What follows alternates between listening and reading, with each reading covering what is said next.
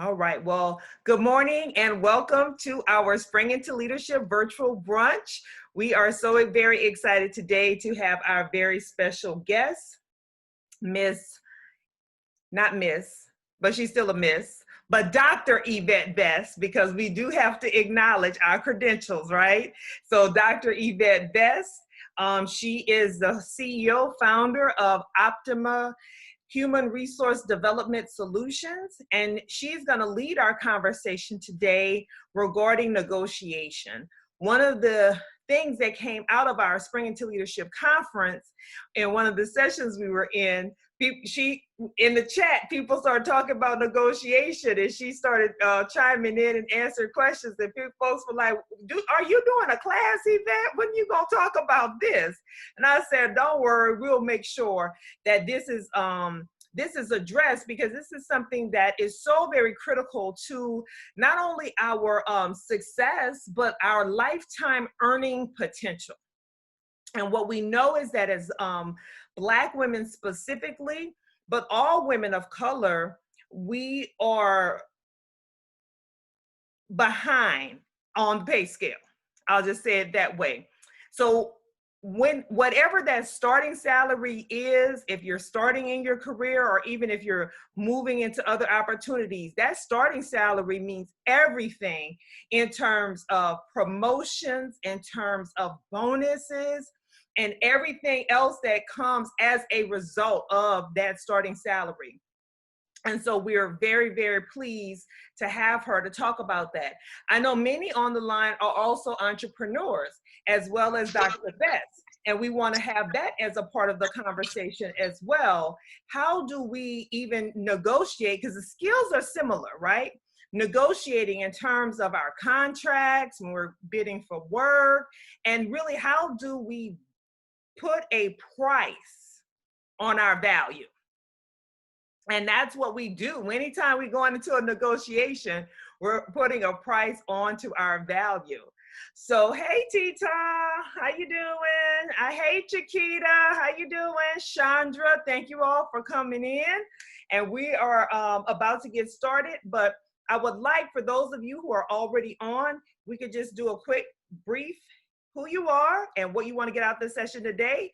And Tangela, since you were the first to join us, if you would take yourself off mute and tell us who you are, introduce yourself. Hi, good morning, ladies. Can you hear me okay? Yes, we can. Beautiful. So glad to get this invite. I am a early childhood education professional. I've been in the field for 30 years now, teaching pre-K in private and public school sector. I've also done the administration part of early childhood education. Right now, since this pandemic, I have launched my TBS virtual early learning.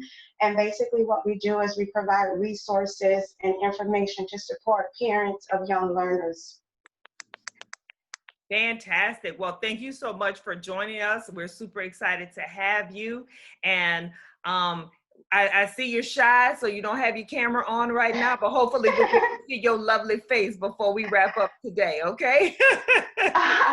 I am in the middle of grocery shopping, just finished that, cleaning, doing Sunday errands, but had to jump on. You'll see me soon. All right, no worries. I understand. Like I said, I've been taking over my office space this morning, so I just got out the shower 20 minutes ago. How about that? Thank you. Shireen, our lady out there on her morning walk. Good morning, ladies. My name is Shireen Smith. I am the owner of Lily Rose VC Bakery and Pivot Plant Power Wellness and Nutritionist. I'm excited to be on this call. Being a business owner, I also have a commercial lending business. Being on this call, just learning more skills about negotiating contracts as well. And I'm just excited to be here. Thank you for having me. Yay. Well, thank you for being here, Shireen. And we appreciate you joining us. Chandra, you're up next. Good morning, ladies. How are you? Good. How are you? I'm doing great. My name is Chandra Waters. I am an insurance professional. I've been working in the insurance industry for, 24 years now. So I am interested in learning as I continue my career how to negotiate not only salary, but hopefully other benefits or other ways I can leverage my experience to make sure I get the best compensation for my efforts. And also to see, I do have a gift business called Haint Blue Gifts, and I would love to see what type of lessons or skills I can learn through this conference to leverage in my business. Fantastic. Well, thank you so much Thank you. for joining us. Ms. Chiquita Holmes. So Chiquita was one of our speakers at our conference on our tech panel. We're so excited that she's here. Hey, Chiquita. Hey, good morning, Demetria and everyone. Hi, everyone.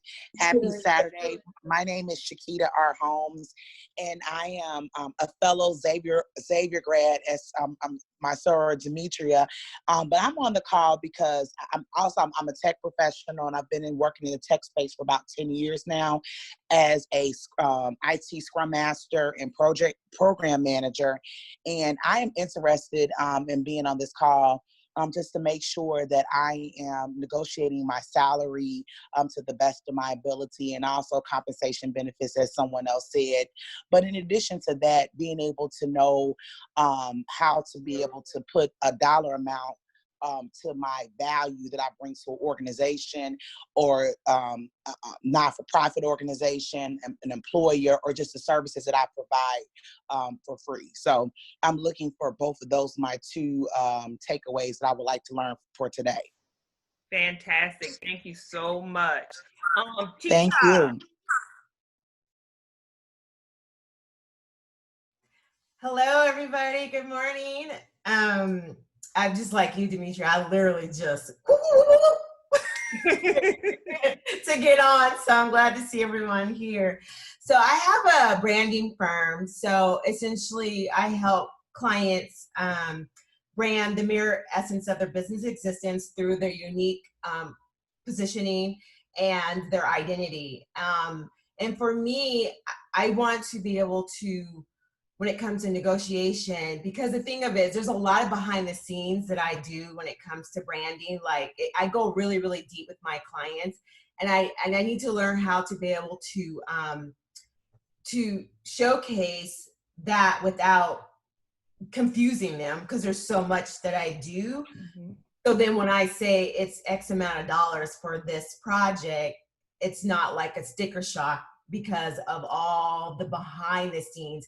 And I know with consumers, you know, we see that it's like something that we want to hold on to, like we're purchasing a product, it's like, oh, that's tangible. With services, it's a little bit more, I think, challenging for clients to see the tangible aspects of the value that you bring to the table with all the behind the scenes, and then you get the end results, and then you can see your brand, or you can see your identity, and you can see your presence.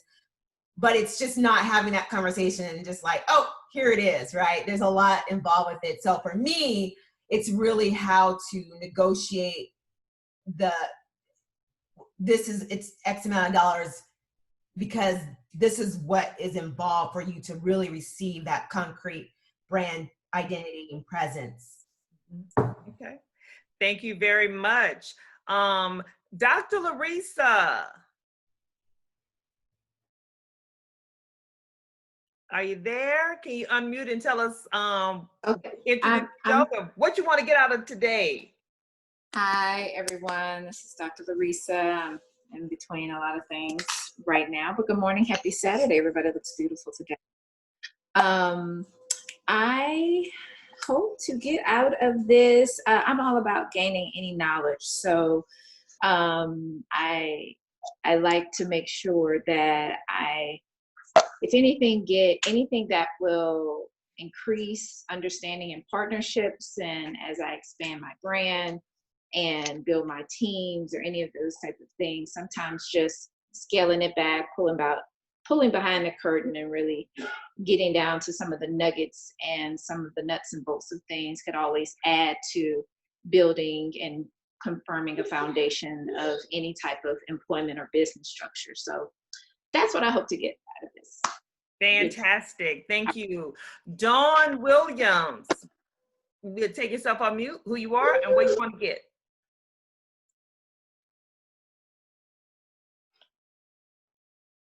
Dawn.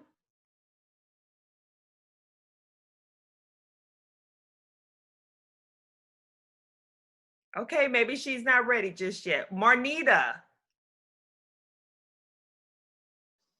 Good morning. Good morning. How are you? I'm fine. How's everyone doing? Doing good. Good. Hey, Yvette. Hey. What's up, woman? Everything. Well, hopefully that's a good everything. Yes.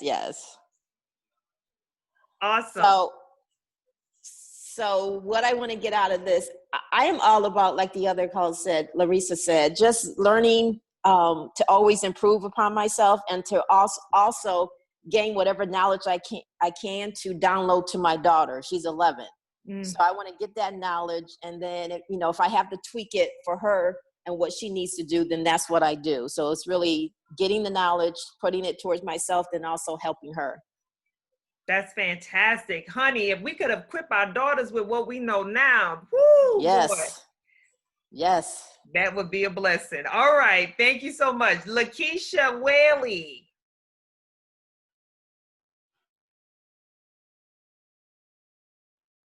She's probably running around. She told me yesterday she was going to have errands to do. Hello. Hey. I'm just literally signing in and then I get called out. I just want you to introduce yourself and tell the folks what you want to learn today. That's all. I'm Lakeisha Whaley. I'm glad to be here. From talking in the past and knowing, having knowledge now of what Yvette Best is particularly known for, I was excited to know that you will be leading this because I did have questions to ask you personally and to gain some knowledge on how to better myself in my career. I've been doing this almost 20 years and I feel like I'm lacking on something far as negotiating skills. And as Demetria mentioned to me probably just last night, in this pandemic atmosphere that we're in, I've had to take on a load of additional tasks, being the only clinician in my office. And I'm having to work, sneak my laptop home when my husband's not here because he's like, okay, they want you to do all this and you're not getting paid more. As a matter of fact, they lower your pay temporarily to keep from having to let go other clinicians and people in our field with my company. So I want to be prepared to go in there and state my claim, or this is what I've done when you needed me most at a lesser pay. And is, what can I do? So I think I'm lacking and need those skills to do better when it's time. And the time is coming, sister. So we're gonna make sure you're ready to ask and get your worth. That's for sure. And last but certainly not least, Miss Tiffany Devereaux, thanks for joining. If you would tell us, introduce yourself and what you want to get out of this session today.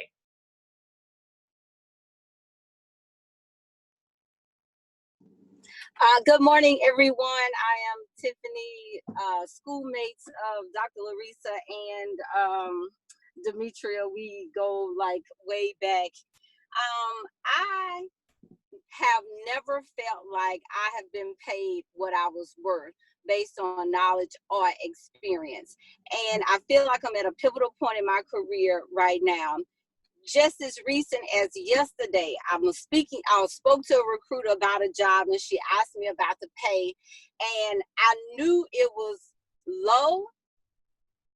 Well, it's more than what I'm making now, but still not where I should have put it. So I'd have room to really negotiate, but I don't want to be excluded from even being considered because the pay is too high or the ask is too high. So I need to know how to actually leverage my knowledge and my experience to be able to make the big ask, feel confident in making the big ask, and walk away if it's not what I want, and not feel pressured to take it, even though it's not where I want it to be. Because that's what I've done in every other situation. I was just like, well, it's close enough, and just kind of went with it. But I want to be paid what I absolutely know I'm worth, and be willing to walk away if it's not there, period. But I need some help with that. Definitely need some coaching. Mm-hmm. Awesome. Well, thank you so much, everybody. I believe we will be able to meet all of the needs that were expressed here today. Dr. Best, I'm going to let you take it away. At some point, ladies, as I said, everybody's got to show their lovely face so we can get our snapshot of our Zoom session. So be ready when she wraps up. So Dr. Best, I want to spotlight your video, and you take it away. Okay, good morning, everyone. So super excited. I was taking some notes as you all were speaking, and while the presentation might not have specific bullets to every issue, we will definitely cover it through the dialogue in addressing a lot of your issues, because everything that you've mentioned are issues that I've had to deal with in my 30+ year career in compensation. Right now, I'm going to share my screen because I do have some slides. Demetria did kick off in the beginning discussing the impact that the hiring salary has for the rest of your career. That cannot be understated. So the first couple of slides are going to talk about the issue of pay equity. So the agenda, we talk about pay equity. There's going to be a compensation overview. There's going to be a brief discussion on job evaluation, because that piece of it is critically important. You have to understand and document what it is that you're required to do in your position in order to be able to monetize the knowledge, skills, and abilities that are required of the job and what you bring to the table for that job. And then we'll just go through some tips and tricks on how to have the discussion, what you need to arm yourself with to sit down with your manager, supervisor, or if you are an entrepreneur, the client, in terms of negotiating that contract. And then a few reminders and resources, and we've allowed some time at the end for Q&A. So in the beginning, we have this discussion on pay equity, and it cannot be overstated whether or not it's male versus female, non-minority versus minority. The starting salary is critically important. So these next couple of slides are really just a high-level graphic of what happens when you don't have the right equitable starting salary and or the ability to effectively negotiate how that impacts you long-term. So here we have two employees. On the left, you've got the green employee started at $50,000. The orange employee started at $55,000. Both of them receive a 10% raise, but notice that that 10% is going to differ for the two of them. The 10% on the green person takes them to 55. The 10% on the orange person takes them to 60,500. Right there, you've got an issue simply from a $5,000 starting differential, how that is going to impact you longer term. But let's take it a little further. They now receive their second promotion. The person on the left, the green employee, got a 14% increase, which took them to 62.7. The person on the right, albeit a lower increase from a promotional standpoint, they're still being paid higher at 66,550. Now you take into consideration, folks are starting to get uncomfortable whether or not the internal organization is valuing what they bring to the table. And just when those thoughts are going through their head, an external recruiter calls and wants to talk to them about the possibility of leaving the organization. The individual on the left who was paid less takes the offer externally at $73,000. The person on the right says, yeah, no thanks, I'm quite comfortable with where I am. But here's what happens longer term. 6 months later, they're doing some evaluation internally to the organization and say, we need to assess whether or not we are fairly and equitably paying for that particular role, because we now have to backfill the green employee. And so we're going to look at the current market rate of that job And lo and behold, the blue person now gets hired at 78,000, which is higher than the tenured employee at 73,205. So let's pause for a minute there and talk about what happens relative to, you know, your market value, your external pricing, and your internal equity. This is the number one mistake that organizations make when they don't keep their pulse on where our internal employees are being paid when it's time for us to make an offer for an external hire. And oftentimes that's what creates a lot of the tension with your internal employees who have the tenure and your new hires. What should happen, and you know, this is where you have to come from the standpoint of ensuring that your, you know, whether or not it's your HR team, your specific compensation department, depending on the size of the organization, takes a look at addressing the disparate impact relative to individuals that have recently been hired and those that have been there for some time. And there are ways to do that. And I'll talk to you a little bit about how you go about ensuring that as your organizations are moving the needle to ensure that they're competitive externally, that they're not negatively impacting those of you who have been there, have the requisite experience, knowledge of the organization, and are doing the job effectively on a day-to-day basis. This next slide is just a snapshot of, and I'm sure you all have probably seen it, the numbers might vary from what you've seen in the past. And this is simply for every dollar that a male makes, here's what a female makes. So on the left in the orange, the Bureau of Labor Statistics says that we make 83 cents to the dollar. The US Census says that it's 79 cents per dollar that the male makes. But take a look on the right-hand side, and this is where there are issues that, you know, we're trying to address, and the better that we can do by getting those numbers right and higher at higher points is critical to our long-term, as Demetria mentioned earlier, the lifetime earnings potential. African-American women are only making 64 cents to the dollar, whereas the number is even lower for Hispanic women, and Asian women are slowly starting to creep up, but essentially still lower than the 83 and the 79. When you talk about kind of who's out there looking for jobs, the gender and the ages, this is a survey that was done by Robert Half in early 2019, well, you know, late 2018, early 2019, in terms of the total number of job seekers has significantly increased. But take a look at the women in the industry, regardless of the industry, in terms of whether or not they're looking, and the age groups and the demographics. So, you know, most of the women out there, or most of the people out there, and it's not just women, 65% of them are between the ages of 18 to 34. But that's leaving out a significant portion of people between, you know, the ages of 35 and 55 plus.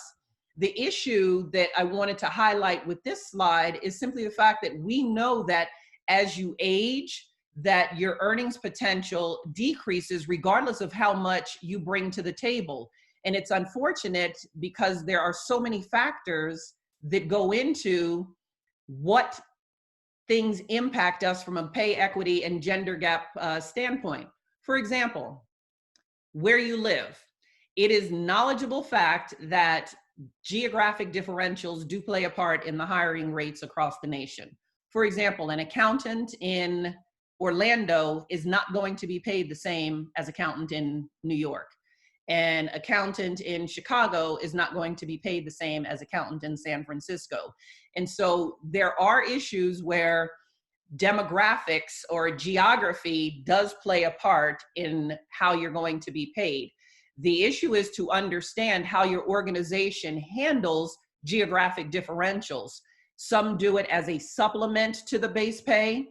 Others do it by building it into the base pay. But then if you leave that particular high income area, you have to understand that your salary could be impacted because they're going to take that differential away from you. Other factors are age. You know, like I mentioned, you know, your higher earnings potential is going to be in the early part of your career in terms of being able to get those significant bumps. But if you leave the workforce for whatever reason and then come back at a later date, that's going to have sometimes a negative impact on what you're able to earn, because they're going to start you on the lower end of the scale until such time as you reprove yourself in terms of your skills and abilities. We all know that race plays a factor in the gender pay gap, but this last one people don't often think about, and that's the motherhood penalty. What is that? Essentially, it's when we decide that we're going to take some time off to handle our family situations, raise our children, whether or not we, go from being a full-time parent to a part-time worker, whether or not we decide to leave the workforce altogether and become a stay-at-home mom. That does have a tendency to have a negative impact, because let's say you decide to stay out of the workforce for 5 years or 10 years. Ultimately, and even if you only stayed out for 3 months, 6 months, or 1 year, ultimately that is going to have an impact on what you've earned, because now you've missed the opportunity for, some standardized increases that have taken place, whether or not it's your anniversary date. If you think about a mother who stays out and raises her child until they're school age, and let's say that that's age 5, and there's only 1 increase per year, and that's hypothetically on the anniversary date, now you've lost 5 years of earnings potential. That's the motherhood penalty. But there are ways for us to continue to keep our skills abreast, afloat, and be able to document what we've done during that 5 years, so that when we do return to the workforce, we're not as negatively impacted by that motherhood penalty. So in terms of, the career and comp structure, these next couple slides are just going to be kind of a technical overview for you to understand what your compensation team within your organizations are looking at and or doing. And if you don't have a dedicated comp team within your department, what your HR team or the external consultant that they're hiring is looking at. And so in terms of the grades and bands and salary structures, it may differ within your organizations, but essentially it's the same in terms of career progression. Your lower level or your entry or administrative and support positions are then followed up by your career professionals. But the next level is the technical and management. That typically goes off on 2 separate tracks, your technical track or your management track. What's the difference? Bottom line is the difference is typically those on the technical side are your individual contributors, those who might be working in isolation, whether or not it's, research-based, et cetera, versus your management track are typically those who are responsible for managing people. So you've got your project managers who may not be managing people versus your management side where they're actually managing people. And then you've got your executive and senior leadership team. Whether or not you've got this many layers within your organization, at the end of the day, the structure is essentially the same in terms of how you move through your organization to move to that next level. So your approach to market competitiveness. Well, let's talk a little bit about that. When we talk market competitiveness, it varies depending on the size of the organization. The bottom line is that the objective is for the salaries to be competitive, whether or not it's in industry or against employers from whom we may pull employees. For example, if you're living in Orlando, Florida, you're not only getting employees for your professional positions if you work in a theme park from another theme park. You're not only getting employees if you work in healthcare from another healthcare industry. The theme park or hospitality industry may go work in healthcare. Healthcare may work in, a different industry. But the bottom line is you have to know your market.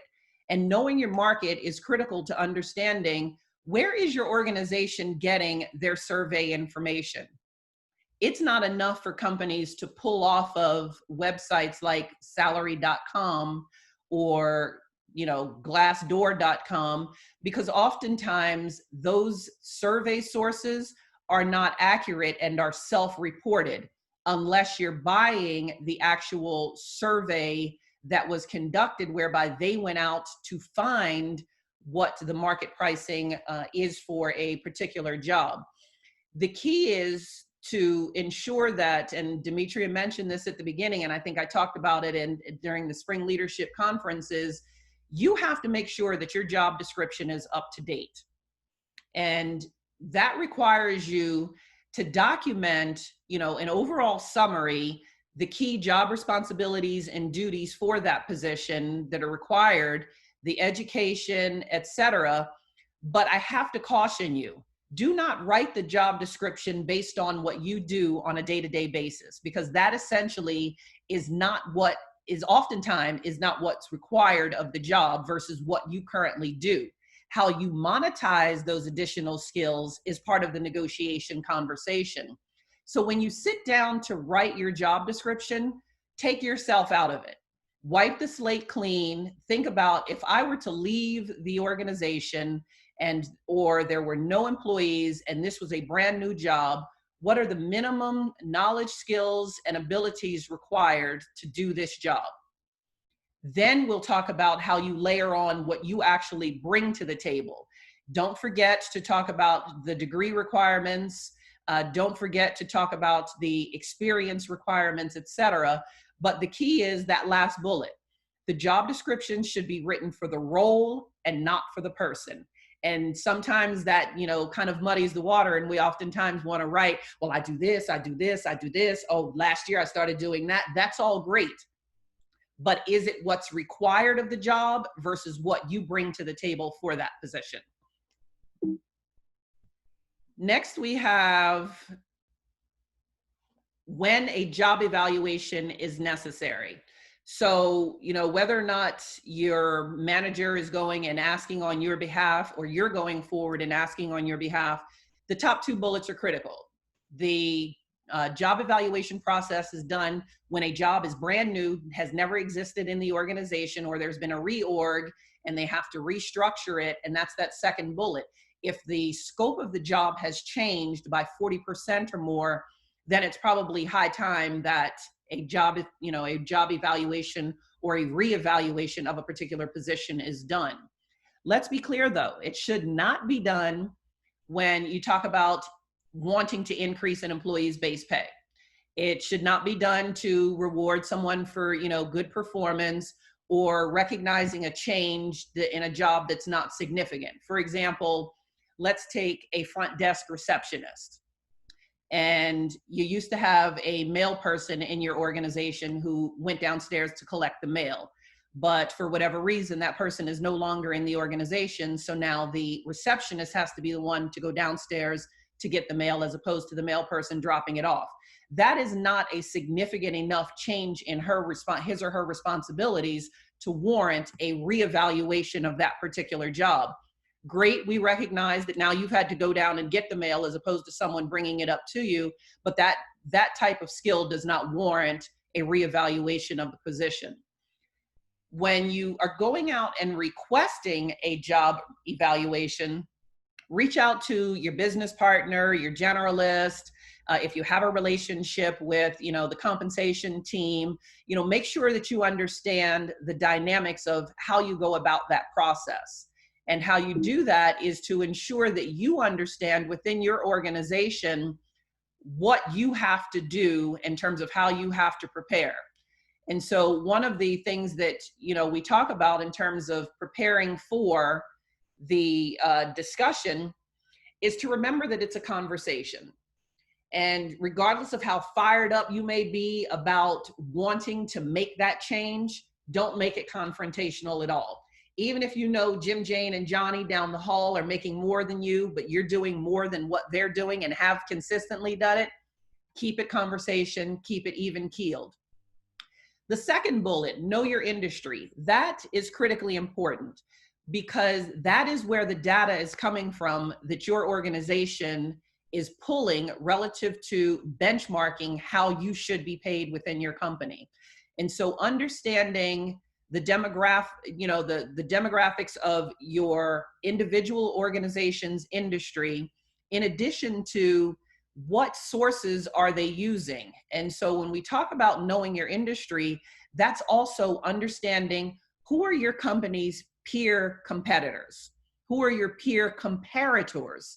So who is it that when your organization looks to backfill a position, they say, well, we want to look at these 10, these 20, these 50 companies, because that's where we're getting individuals. If it's a broader role in scope from a national standpoint, what levels are we looking at? When you do your benchmarking, it's not simply what title, because there's never a title to title comparison. What's called an accountant in one company might be called a senior accountant in another company. What's called an accounting supervisor might be called an accounting manager. And so understanding, some of the baseline information about your industry is critically important. But also, these next 4 bullets are key. Do you know your company's compensation practices? For example, what's the organization's pay philosophy?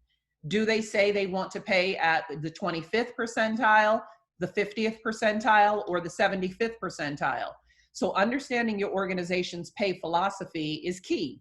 In addition to that, the pay structure. Is there a different structure for what we talked about previously, for the administrative and support roles, for the professional roles, for the management roles, and for the executive roles? Or is everyone on the same pay scales and same pay structure, just in different bands? So understanding the structure is equally as important as understanding the org's pay philosophy. But then you also have to know, what's the process for requesting a salary review? Like, have you ever even thought about how that's even done?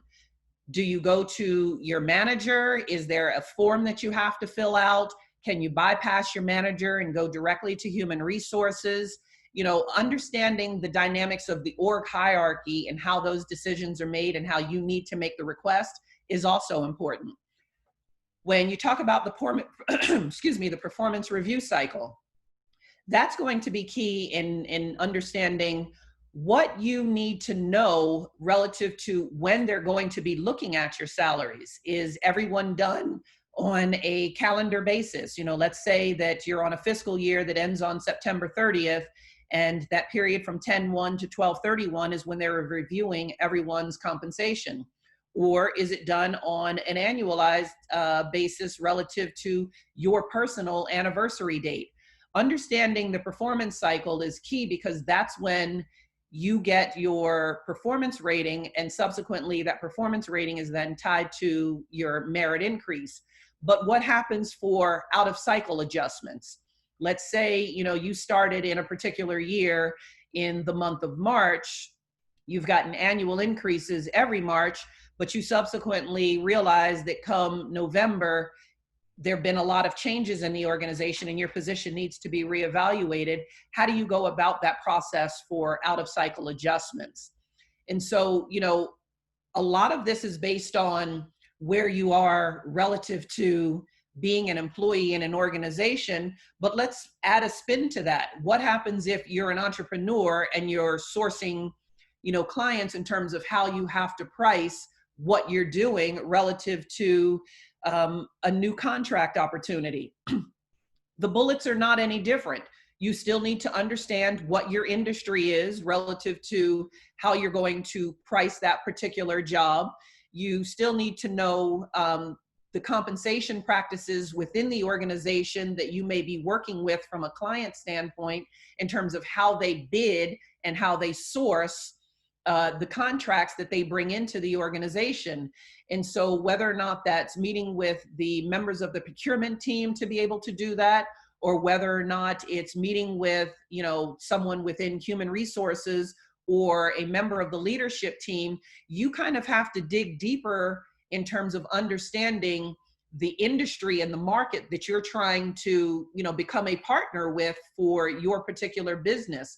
And you can do that in a number of ways by, doing your due diligence and looking at various websites, that the company has, or postings that the company has, to kind of give you an idea on what they've done in the past. You may also find information out there on the company website depending on their disclosure requirements on who has won prior bids, and then go to that information on the prior organizations that have won contracts with that particular organization to understand their pricing structure. And you can do that through cold calling or any number of ways. But in terms of the dynamics, it doesn't matter whether or not you're an employee in an organization or the employer is seeking to gain a contract with an employer.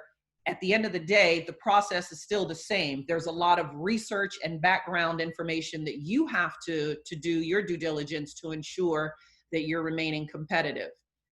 Some additional tips that we have for preparing an effective discussion is, if you are in a situation where, yes, it's highly volatile and highly emotional, and there's situations where your spouse may have recently lost their job, doesn't matter. Keep that out of the conversation. Keep it professional and not personal. Even if some of the personal reasons for your need to request a salary review exist, leave it out of the discussion. And some of you had mentioned in your intros that you wanted to negotiate more than just the compensation. That's great. Talk about the benefits. Talk about your fixed versus your variable pay. All of that is critically important. But the key is, keep it to a single conversation. So you need to go armed and ready to have that discussion. Provide them with an agenda. Here are 3, 4, 5 topics that I want to discuss, to avoid having multiple negotiation sessions, because you don't want to frustrate and or wear down your management team. You want the ability to have those robust discussions all at once. If you're an entrepreneur and you're meeting with a potential client, again, it's the same thing. Make sure that you go armed and ready with all of the things that need to be discussed. One of the keys that was mentioned in the introduction is, how do I talk about and or negotiate and monetize all of the work that I do behind the scenes? The recommendation there is to ensure that you have a comprehensive project plan in phases, and you break down the financials according to each phase, and you have a project planning meeting with the potential vendor or client in advance of doing any work, so that they, A, understand what it is you're going to do, but 2, also are approving each phase of the project. Because what you may discover is they may see, in the project plan that you've outlined, that they want more than what's in there.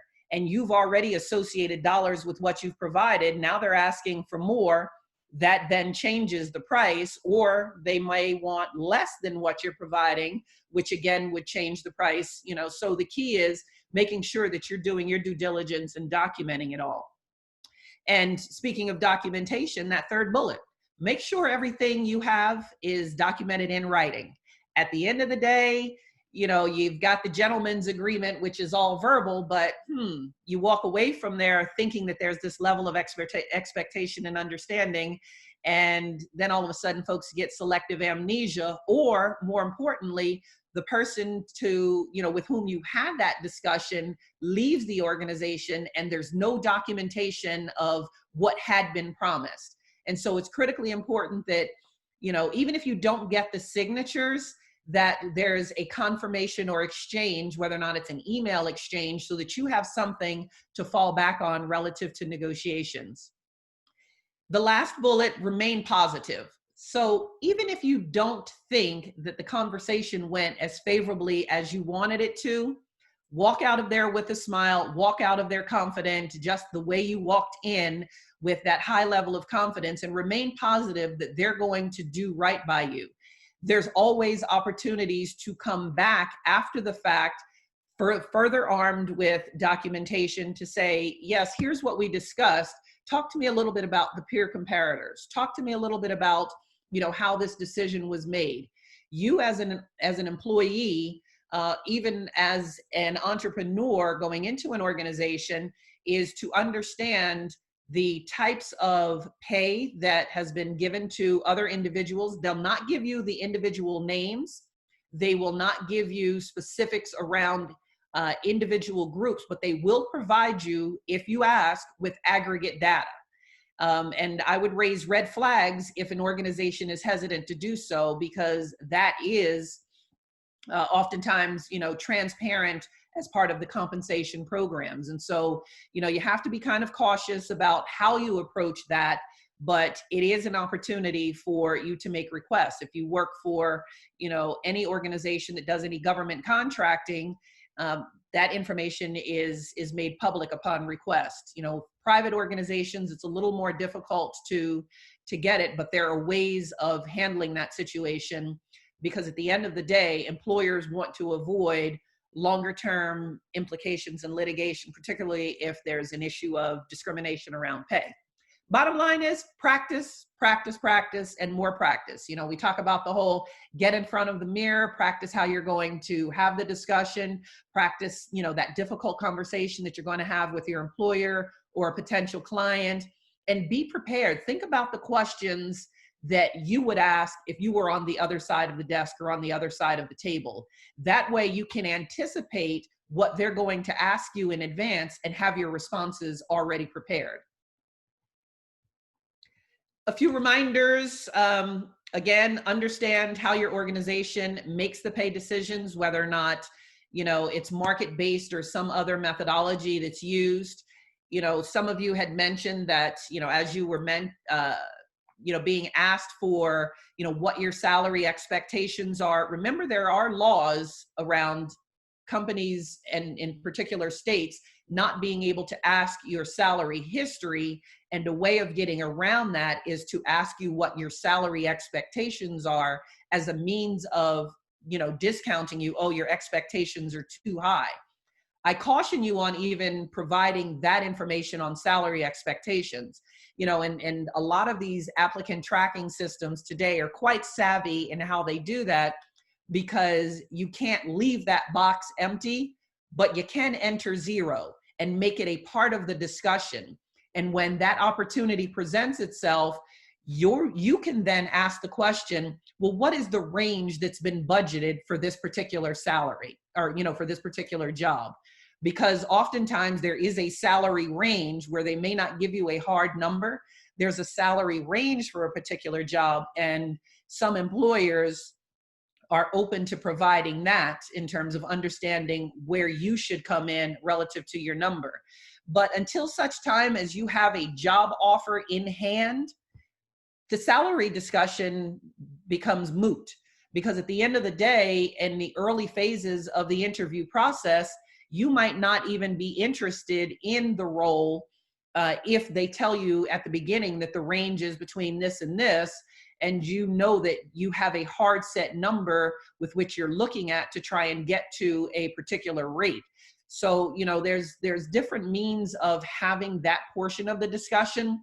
But again, be cognizant of organizations that ask you your salary history. They don't know what went into why I am where I am relative to history. A classic example for me, I was, when I first moved to Florida back in '96, was working for Tupperware when they spun off, was promoted outside of the organization, went to work for a timeshare property. But then I had my daughter and decided I'm going to go into education. Well, that was a $60,000 pay cut for me to leave my director of compensation role and take a first-year teacher position. And I had no degree in education. I had an MBA and a bachelor's in Spanish, but that $60,000 pay cut was huge. The point is, when it was time for me to return to a corporate role, they're looking at, well, you went from, this number to a teaching salary, and now you're requesting to come back here. Yes, because at the end of the day, I maintained the currency of my skills through certifications. I went back and got my doctorate. I maintained, my certifications that were specific to compensation and human resources. And I know the value of this particular job, regardless of where I was, in that particular, field. So, the key is be cognizant of, folks that ask you the history or demand to know what your salary expectations are.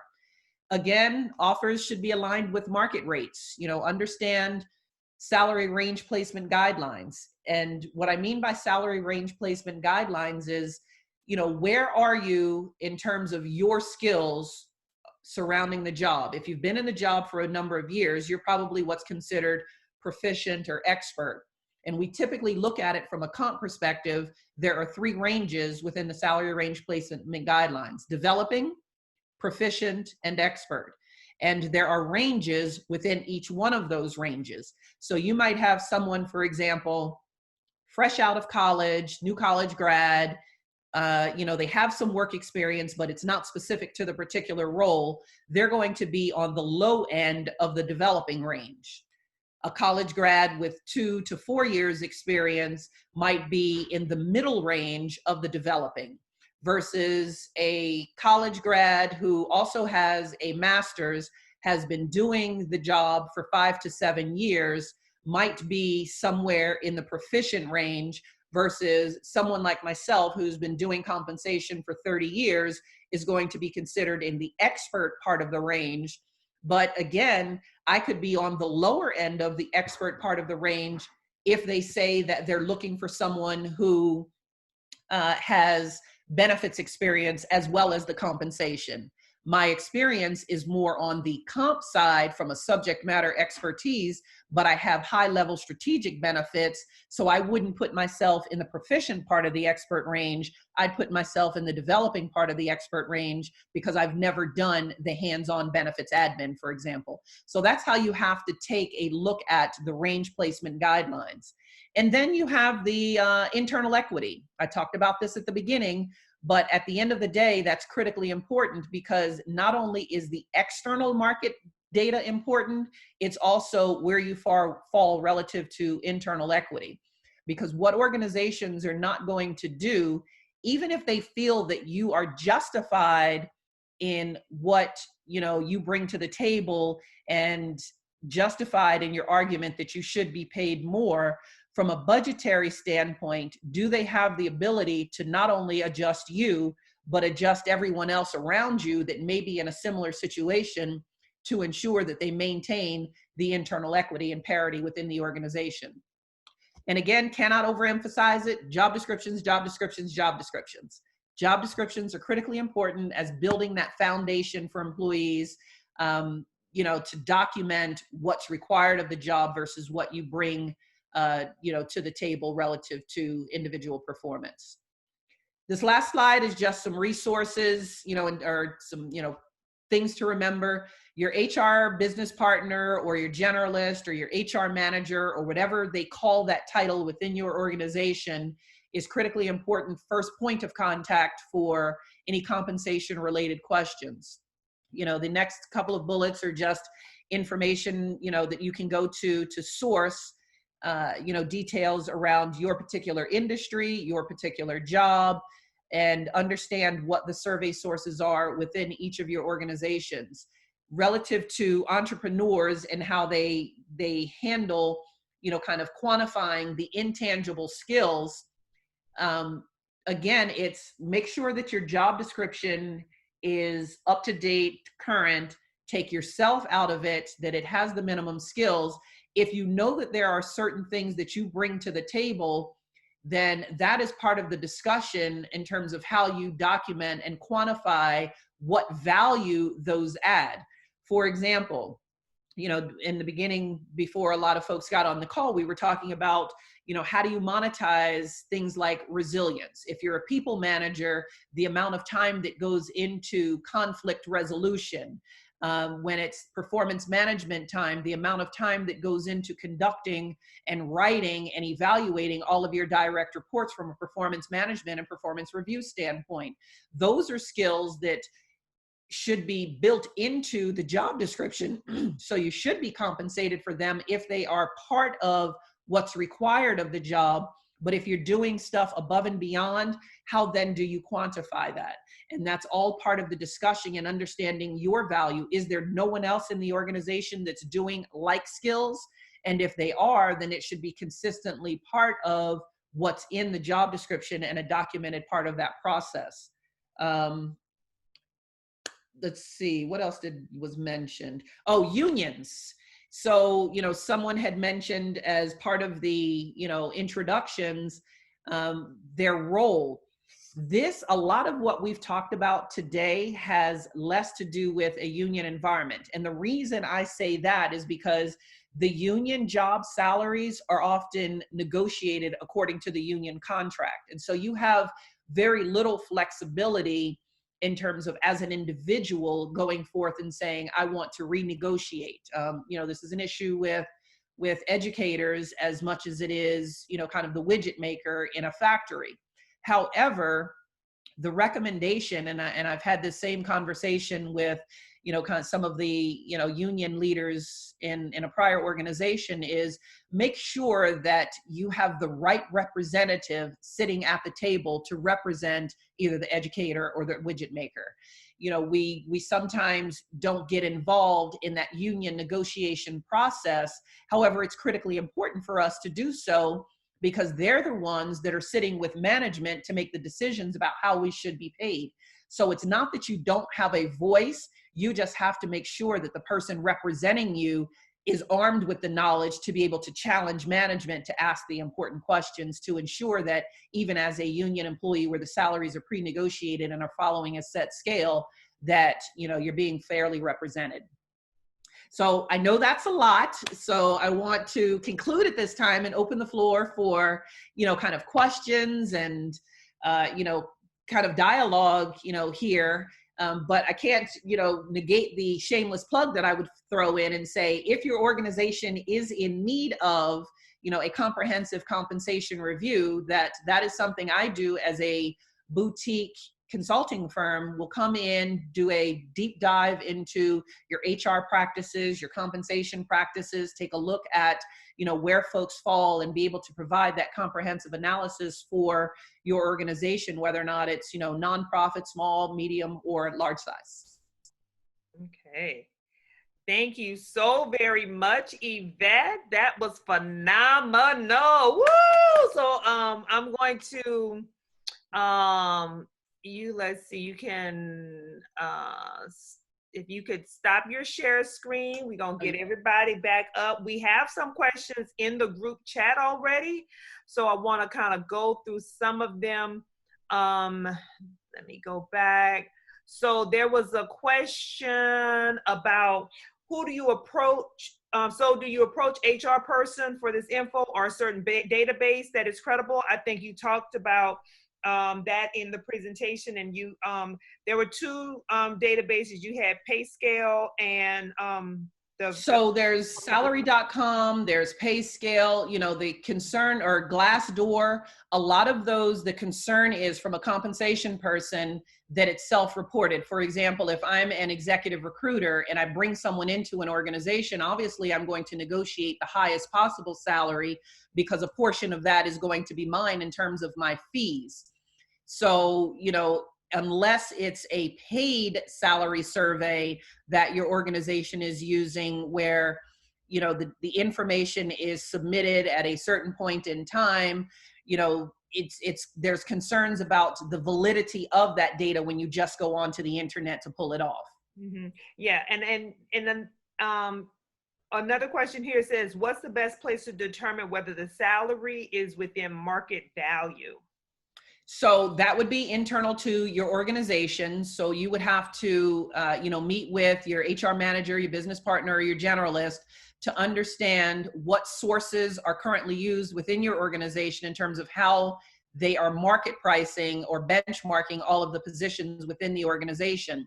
And then you have to take a look at and ask for, and sometimes this information is public, either on your employer's SharePoint or intranet site, to be able to assess, where that job falls in terms of the salary grade or the salary band within that particular salary structure. And so if they tell you that, ABC widget maker, the market price of the job is $75,000 and it falls into a grade 3, you need to then assess, well, what's the range of a grade 3 job? And where does that job fall in terms of how the pricing is done? Is the market pricing and the structure tied to the midpoint, or is there some other structure that's used to determine the overall value of a position? Okay, another question here. How do you best negotiate if you are so this is a unique situation, a contractor in the company. So they're a contractor now within the company and offered a different position with similar roles in the same company as a permanent full-time employee. Okay, whew, lots of experience with that, only because we have done several contract conversions. I caution you that if the role, depending on the role, whether or not it's technical or non-technical, the contractor rate is going to be higher than the permanent employee rate. And that is because we take into consideration as employers the fact that you're not benefits eligible. You're not eligible for the 401k and the match. You have to pay your own benefits. You're not eligible for the incentive plan. So when you talk about contractor conversions, make sure that you have, again, a thorough understanding of where that job falls relative to the value that the company places on that job within the organization, and where they see you in terms of your position in range. Do they consider you and what you've brought to the table developing? Do they consider you, because you've been there for X amount of time and already know the organization, proficient? Or if you've been a long-term contractor, do they consider you expert? Because it's okay in a contractor conversion to be placed higher than someone who may already be a permanent employee if you bring to the table a like set of skills. For example, let's say that you were hired at the same time as a permanent employee, but you were hired as a contractor, they were hired as a permanent employee.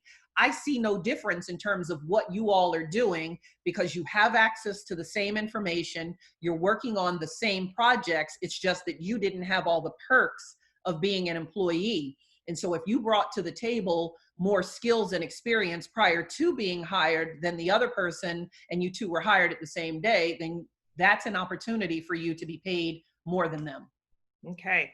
And so I think we answered this one already about finding your jobs compensation information to get ready for these conversations. So your intranet, if it's available, you definitely become friends with your HR partner, your HR business partner, they HR generalists in your organization. And then it's also for your friends who are on the outside, like I have Yvette is my friend, who live and breathe this and who can probably do a quick search and probably help you get to that information a lot faster than you trying to do it all on your own. So here's a detailed question here. It says, so far I'm hearing about negotiating for interviews and how to go about blazing.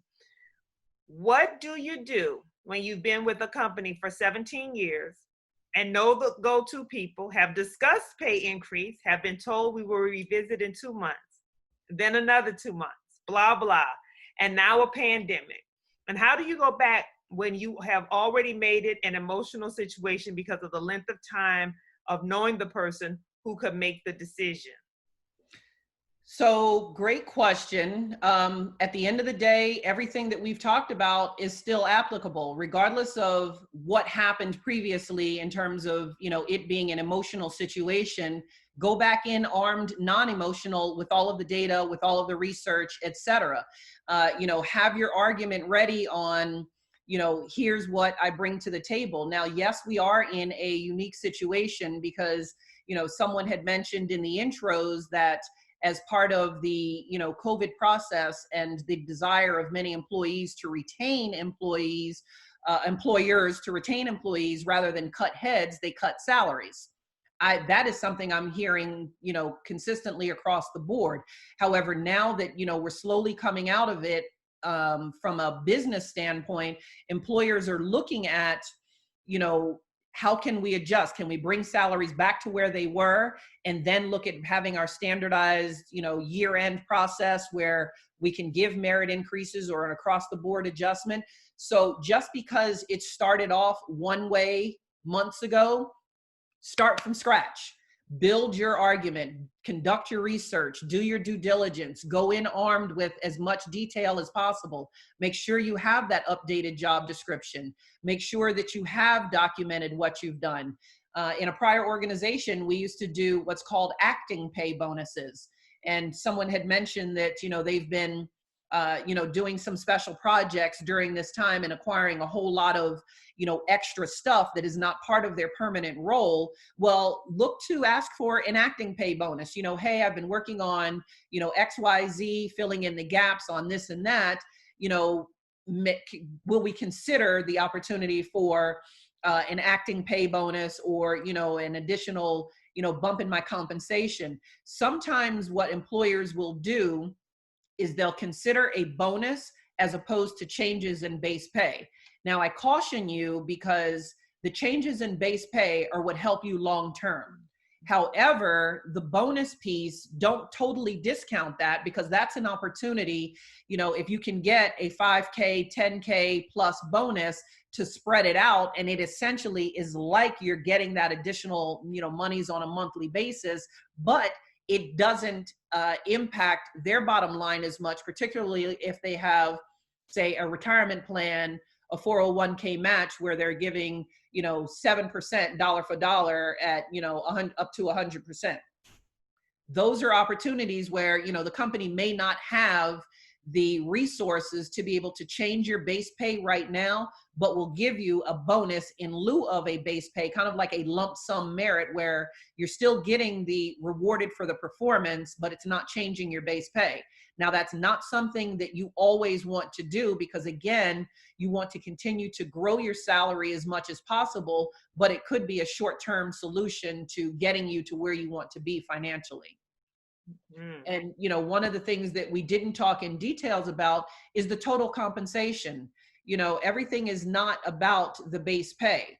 You have to take into consideration things like the cost of your benefits. Everyone assumes that benefits are legally required to be provided to employees. They're not.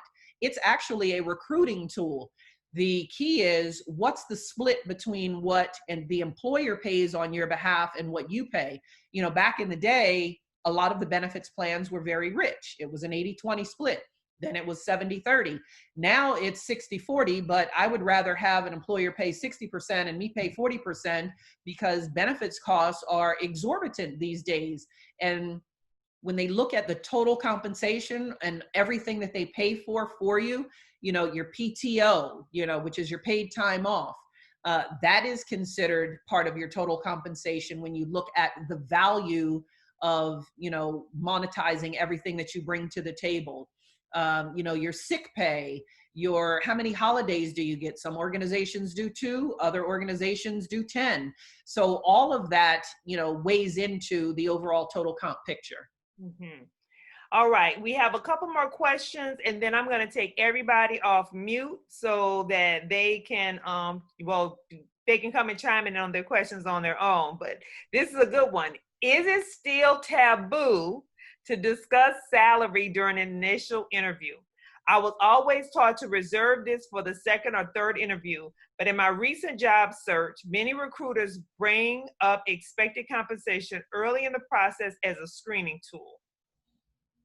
Yes, so I talked about that one, and I would say avoid that until as late in the process as you possibly can, because again, as you mentioned, it is a screening tool, and you might say a number that's too high, whereas you can be able to negotiate some additional things beyond the base pay. You might get an additional week of vacation out of it where they weren't willing to bend on the $5,000. So, my recommendation is to put that off for as long as possible and throw it back at them in terms of asking questions. As I mentioned earlier, well, talk to me about what's been budgeted for this position relative to the range. And you might be able to work within the range of what's been budgeted. And it might not be the actual number you wanted, but it's still within the range of expectations. Okay.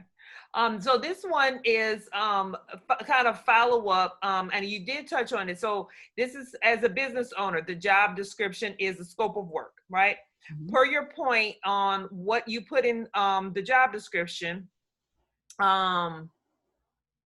they said they understood that part. So, and then learn about the person, extra value, impact beyond the qualification for the role. How do you describe in the scope of work without overwhelming? Or do I put all of it in the scope of work up front? I ask because it's important for me to share the value and impact my clients will receive. I don't want to have to justify what I know I'm bringing to the table and then end up doubting myself, which I know technically starts with me, LOL. So, you know, and I know as entrepreneurs, and I know there are a lot of entrepreneurs on the phone, we kind of go in with that back and forth. And I think you had mentioned, how do you scale up that scope of work, right? So that they take it in bite-sized pieces. Right. So from a you know, statement of work or scope of work perspective, you know, you're right. It is essentially the job description to the entrepreneur, but you have to, through your interactions with, you know, the potential client, get to know a little bit about their expectations in terms of how much information you're going to provide in that statement of work. Sometimes they're going to be very detailed in what their expectations are in terms of the information that you provide. But when you document that project plan, keep it detailed enough that it indicates the value on why you're assessing a certain dollar amount to it, but keep it high level enough to where if there are questions, allow them to come back and ask those questions to seek clarity, seek understanding, et cetera. You know, we recently, you know, for a project that we're working on, we laid out the project plan in phases. And as part of the discussion with leadership before we even did a single day's work, we had a couple of sessions on making sure that we were on the same page in terms of what the expectations were, what the deliverables were, and how much detail we would do as a consultant in terms of digging deeper into, you know, understanding their compensation structure. And so that would be my recommendation to you is, you know, kind of have a you know, a project planning meeting so that you can then have the discussion with them, ask questions of them, share insights in terms of your process, in terms of how you go about the final outcome deliverable, because they already know what their expectations are in terms of what they want to see. Make sure that they understand what it takes to get there. And so, you know, that's the key, that, you know, you lay it out in phases. Okay, phase one is we're going to do all of this data gathering. You know, I'm going to meet with certain key, you know, people within your organization to understand what it is, how it is, you know, how things should be done. You know, phase two, you pull together, you know, here's what I'm going to do. Here's the cost of my time. You know, phase three is you get back with them and make sure that you're on the right page. Phase four is, you know, the actual product and, you know, what the deliverable is to make sure that, you know, everything is on point. And along each one of those phases, they then start to see, because you're not going to be doing it in isolation. You actually are doing it in partnership with them. And so the amount of time that you have to go back to them and say, I need clarity on, help me understand what the real direction is you're looking to, you know, go in with this. They're realizing, well, dang, there is more to this than I thought. You know, I thought, you know, once I saw this final product that it was an easy road from A to Z, but, you know, we have to stop at incremental parts to get there. So. All right.